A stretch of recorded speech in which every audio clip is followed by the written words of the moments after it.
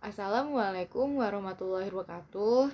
Saya Viko Nusapitri. Di sini saya akan menjelaskan tentang data ukuran frekuensi penyakit diabetes mellitus di Indonesia. Hasil survei kesehatan tahun 1995 sampai tahun 2001 dan Riskesdes tahun 2007 menunjukkan bahwa penyakit tidak menular seperti stroke, hipertensi, diabetes mellitus, tumor, dan penyakit jantung merupakan penyebab kematian utama di Indonesia. Pada tahun 2007 sebesar 59,5%, penyebab kematian di Indonesia merupakan penyakit tidak menular. Selain itu, presentasi kematian akibat penyakit tidak menular juga meningkat dari tahun ke tahun, yaitu 41,7%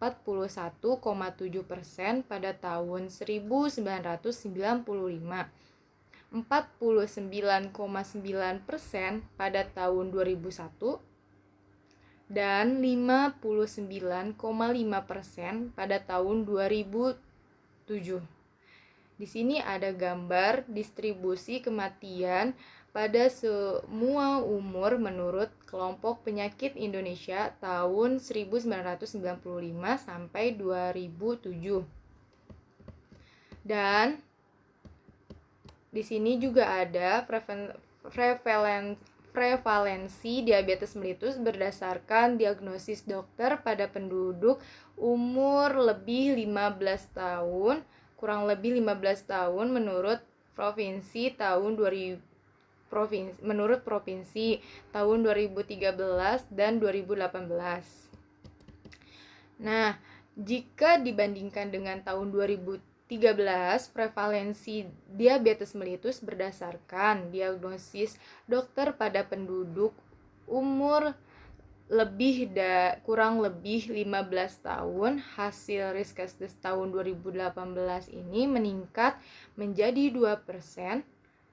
Prevalensi diabetes mellitus berdasarkan diagnosis dokter dan usia kurang lebih 15 tahun yang terendah terdapat di Provinsi NTT, yaitu sebesar 0,9%. Sedangkan prevalensi diabetes mellitus tertinggi di Provinsi DKI Jakarta sebesar 3,4%. Di sini juga prevalensi diabetes mellitus semua umur di Indonesia pada Riskesdes 2018 sedikit lebih rendah dibandingkan prevalensi diabetes mellitus pada usia kurang lebih 15 tahun, yaitu sebesar 1,5%.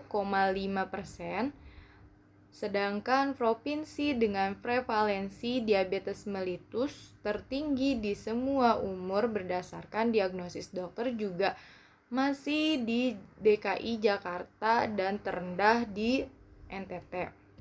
Di sini juga ada gambar prevalensi diabetes mellitus berdasarkan diagnosis dokter pada penduduk semua umur.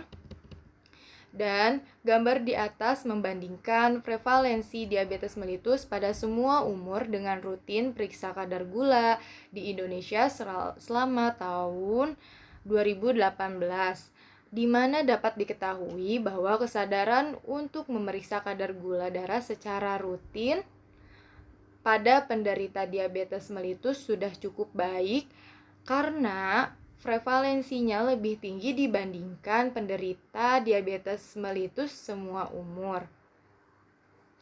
Klasifikasi pemeriksaan gula darah itu bisa dengan secara rutin, kadang-kadang, dan tidak pernah. Sekian dari saya. Mohon maaf ada kesalahan dari kata-kata saya. Assalamualaikum warahmatullahi wabarakatuh.